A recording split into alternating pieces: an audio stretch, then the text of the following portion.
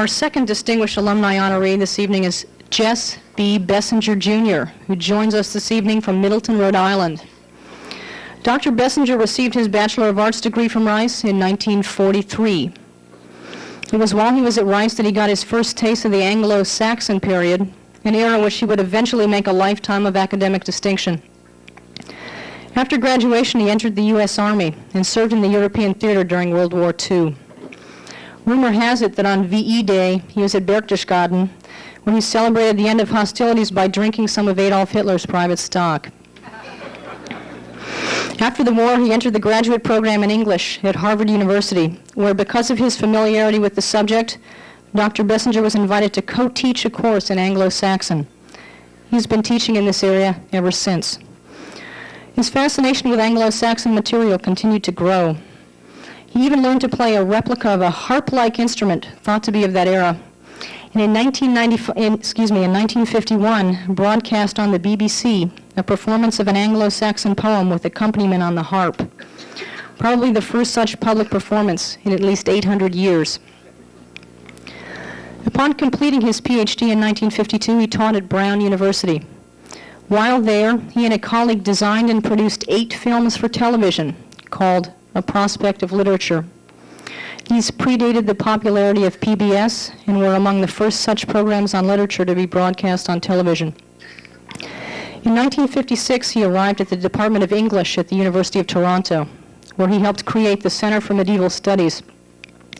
While at the University of Toronto, he prepared a book of lasting significance entitled A Short Dictionary of Anglo-Saxon Poetry. This painstaking manual effort, however, convinced him that computer technology should be developed to support such work. So when a project was undertaken in 1969 to compile a dictionary of Old English, his earlier experience and advice on computerization was heeded. Even so, it was during a time when computer programs had to be written for each task, data had to be entered via key punch cards, and methods had to be invented to print the special Anglo-Saxon characters. From 1963 until his retirement, Dr. Bessinger remained at New York University, teaching Anglo-Saxon, Middle English, and heroic poetry. He was named a great teacher by NYU in 1989. To describe Jess Balsor as a true Renaissance man perhaps implies the wrong century for someone who is such a medievalist. But it is worth mentioning that he has a passion for music that has led him to perform in a Mozart opera, take part in the annual Newport Summer Opera Festival, and even sing in Carnegie Hall with the St. Cecilia's Chorus and Orchestra. He has also professionally recorded readings of Anglo-Saxon and Middle English poems, as well as traveled to Greece and Turkey to record singers of those countries' oral traditions. I'd also like to quickly mention an anecdote noted in the biographical preface to a book entitled Heroic Poetry in the Anglo-Saxon Period, Studies in Honor of Jess B. Bessinger. This book consists of essays presented at the 26th International Congress on Medieval Studies in 1991. The preface describes Dr. Bessinger's address at that conference, which was titled The Oral Text of the Wanderer. Apparently, Dr. Bessinger delivered the address without the aid of notes or text, reciting the poem a few lines at a time and then translating and interpreting it.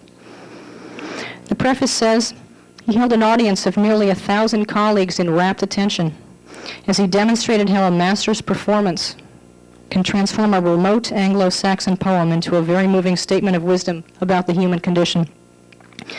It is precisely this passion for his work that sets Jess Balsor apart. Rice University is proud to name him a distinguished alumnus. I'd like to now invite Joyce Pounds-Hardy to come forward, say a few words, and present his award. Joyce? Let's come up. Absolutely.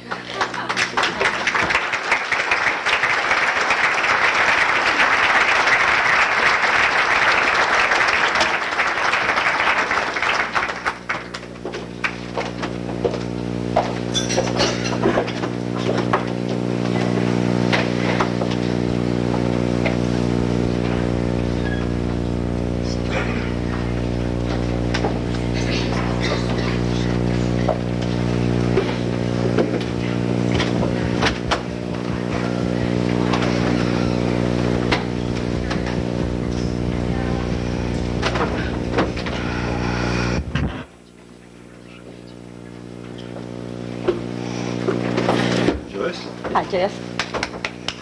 This is a surprise. He didn't know about this.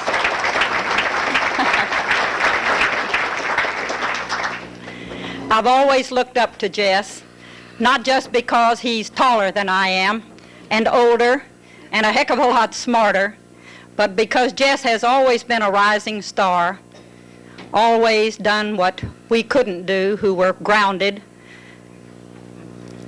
But I want you to know that he has been a hero of mine since I was a freshman at Lamar High School and applauded for him on stage. And I've applauded for him through our Rice years when I was a freshman and he was a senior. We've been friends a long time, and it's no surprise to me that his colleagues have honored him in such a way because his star has reached its peak.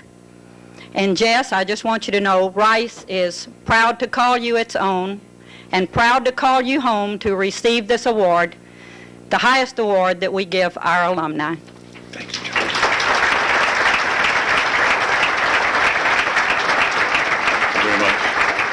Oh, I want to add one thing. We have asked Jess if he will do a reading for us in Anglo-Saxon. He calls it his dog and pony show. But I think you'll enjoy it tremendously. Thank you very much. Madam President, Mr. President, dear friends, and especially my beloved colleagues of the class of 1943. I regard 1943 as a numinous year, not just because we all graduated then and went off to war or whatever, but because it marked the end of a period of free education which was given to me in this city, beginning with Woodrow Wilson Elementary School and going on to Sidney Lanier Junior High School. Oh, Sidney Lanier, we give you a cheer, rah, rah, rah, for our junior high. The very best school will always rule, so let your colors fly. Oh, Sidney Lanier.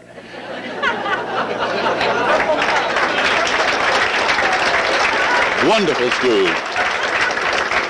Houston was full of wonderful schools, and I went on to Lamar, Mirabeau B. Lamar, and from there on a free scholarship to Rice Institute.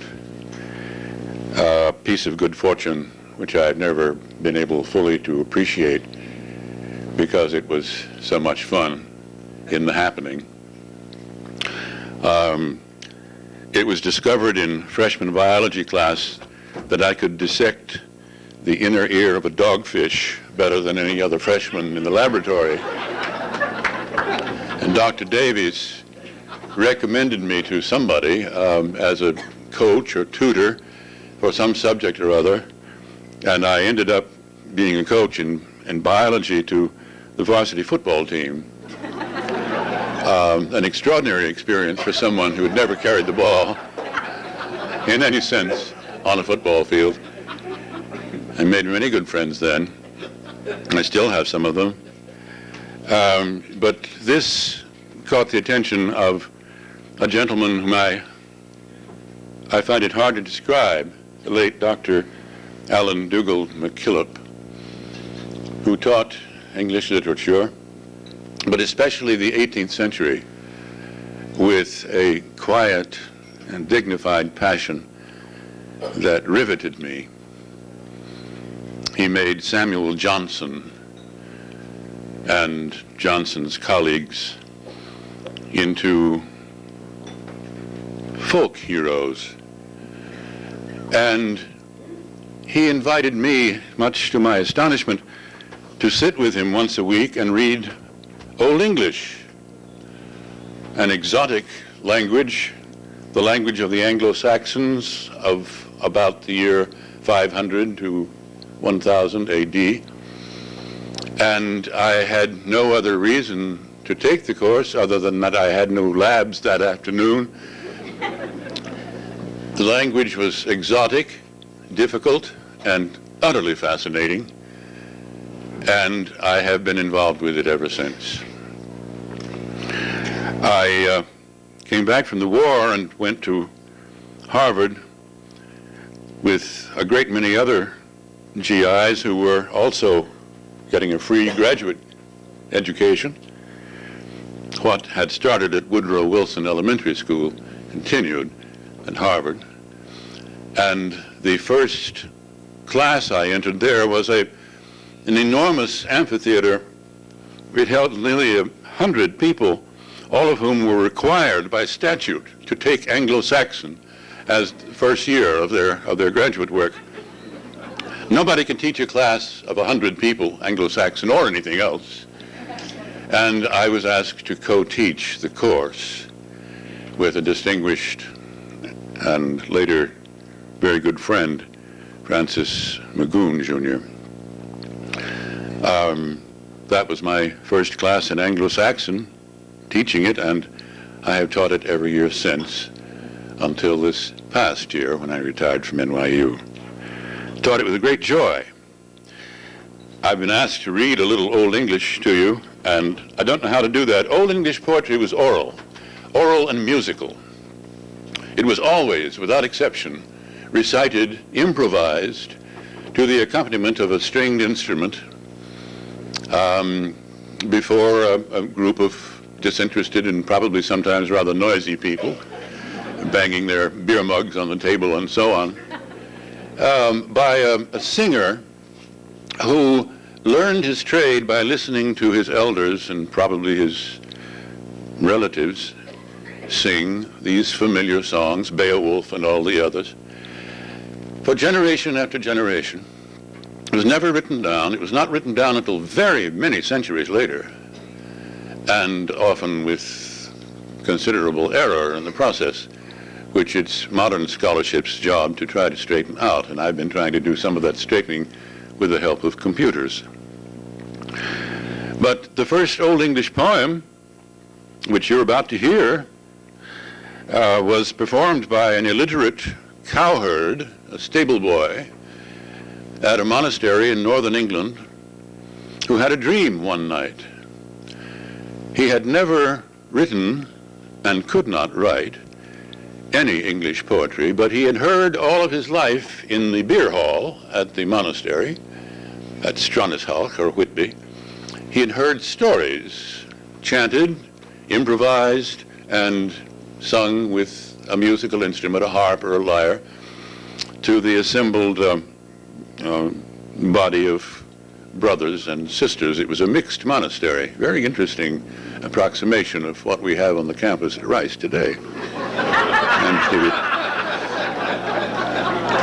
the abbess in charge of this strange joint venture was named Hilda, which means battle wench in Old German.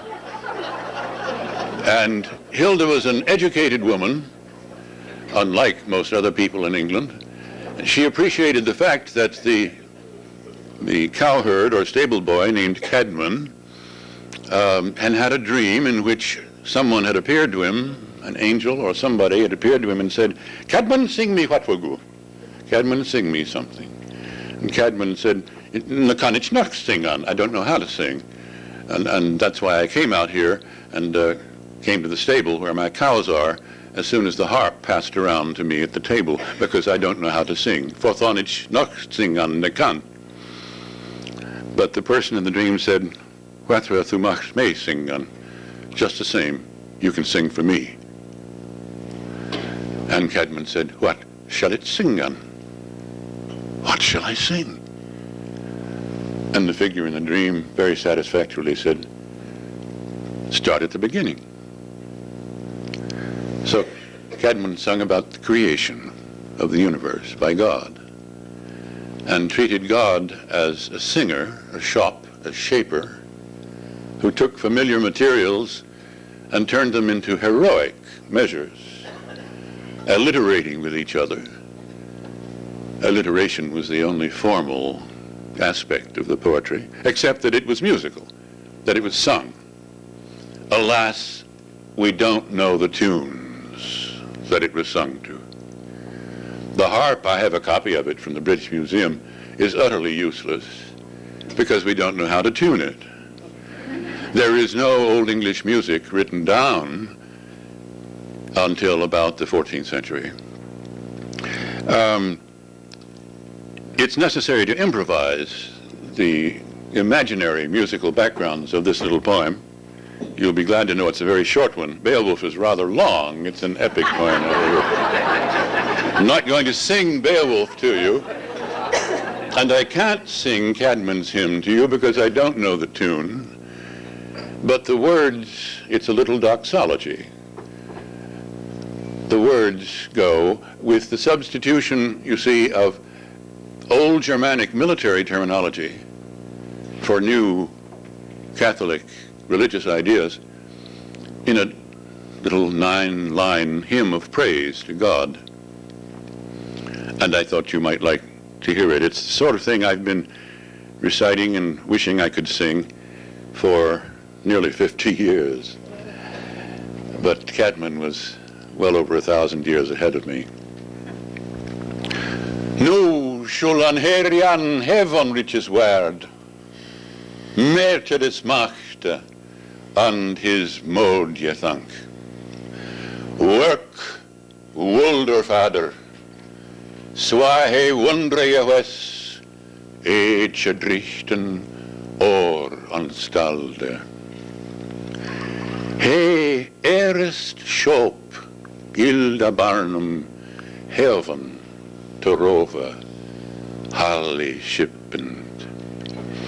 Sa middanjard man kinnesward eche drichten afterterde virum monfolde Freya almichtig. That's what the angel sang to Caedmon, and then Caedmon woke up and found that he could remember what he dreamt. How many of us has that happened to? Thank you very much.